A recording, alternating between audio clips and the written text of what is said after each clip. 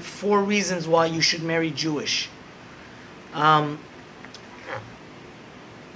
Kornbluth wrote this book, Why Marry Jewish, and this is based on 3 reasons that he says. See, the first reasons why Jews should marry Jews is very simple.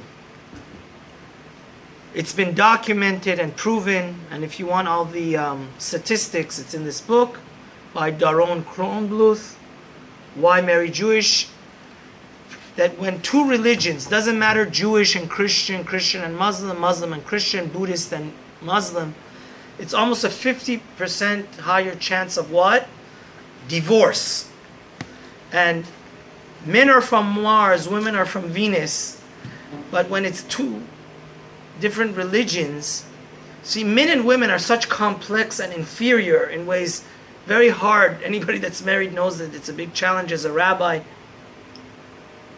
My wife was just telling me some really horror stories of people that she's consulting with her, and we're trying to help out. But marriage as it is very difficult to get the exact balance that there should be harmony and peace. So you put in this monkey wrench that you're from different religions and the parents don't approve and different cultures.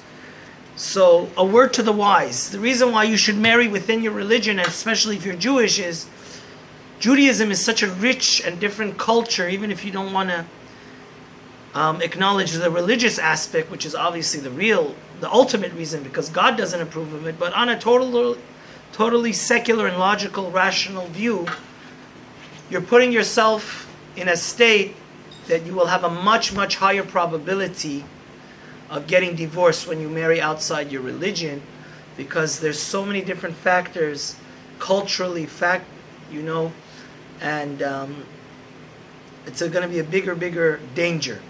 The second reason, which I believe is probably the most important reason, is people get married to have children, obviously, right? We want to have beautiful families. The love that a parent has to his child is really, really so unique, and we really cannot express it in words. It's such a, our children is the only thing in life that is more precious than your own life. The love of your children.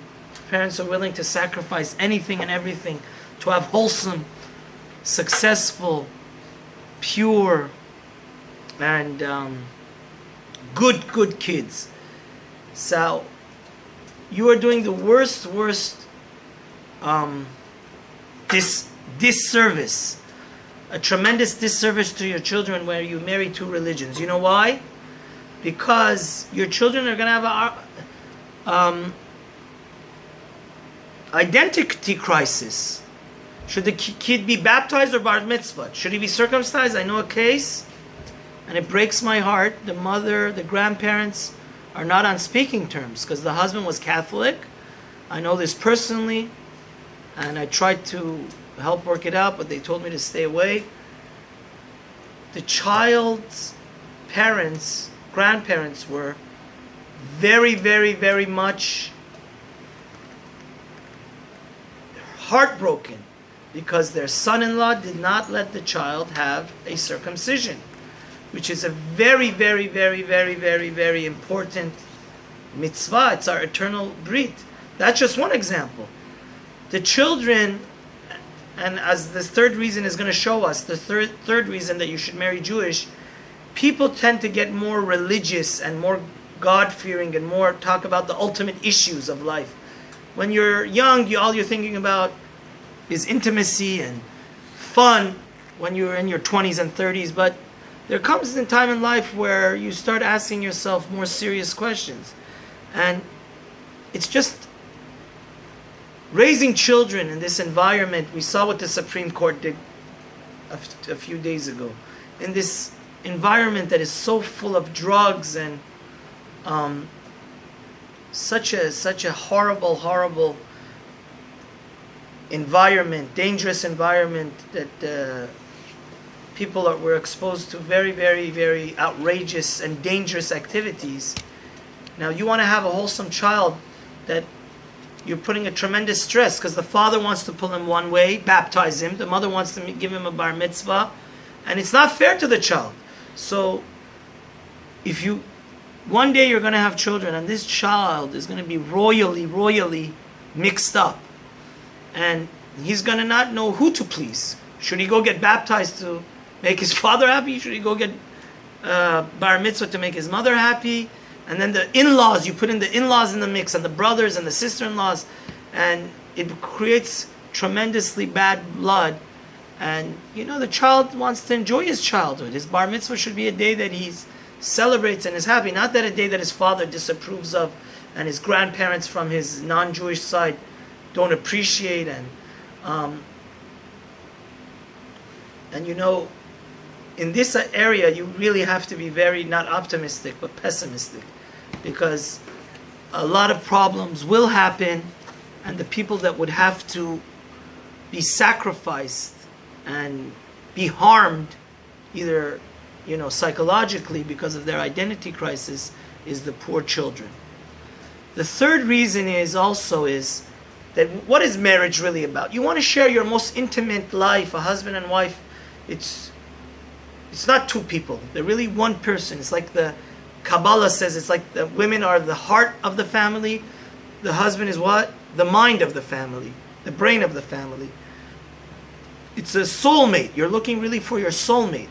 Now, Kabbalistically, it's impossible to have your soulmate from another religion, but on a secular level, totally rational level, it's been documented, like Rabbi Doron brings, it's a fact of life that people become much more religious, because let's say you turn 50 and 60, and you know, as a rabbi, we have to do bar mitzvahs, we have to do bat mitzvahs, we have to do marriages, but then we have to do funerals.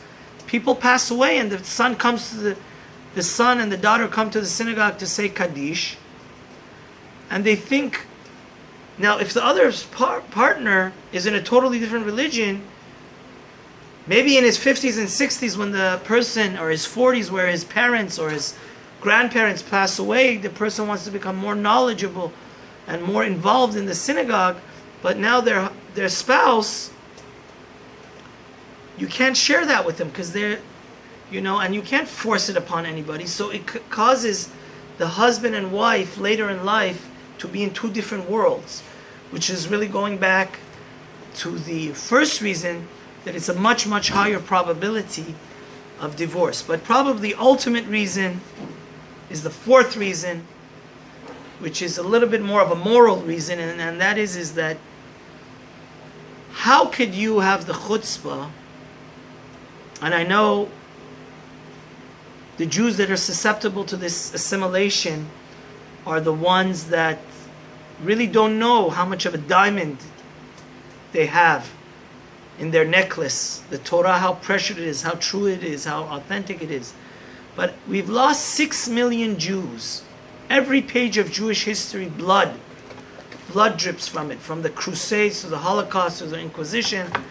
We were persecuted and raped and murdered by almost any country that exists today. Now, thank God we have the land of Israel. But just after we lost 6 million Jews, it's almost a 90% chance when you intermarry, 90% of those children end up being non-Jewish. So we're how could you sacrifice this nation? You have to think about it on a macro level. The first three reasons were micro reasons, but this last reason is on a macro level. That really the Jewish nation needs you, my brother, my sister, to stay in the faith, because we need to be a light unto the nations, and especially after the Holocaust, we need us to be together, to marry in the faith, to keep the culture and tradition that is the basis of all monotheistic religions alive. And may truly God have mercy on our Persian Jewish community. Amen. Because there's a spiritual Holocaust, a silent Holocaust going on. We've lost more Jews to assimilation than to the Holocaust. And the reason I'm making this video is, even if I could convince one soul to stay within the faith, May God have mercy on us Amen. and help that happen. And have a wonderful day.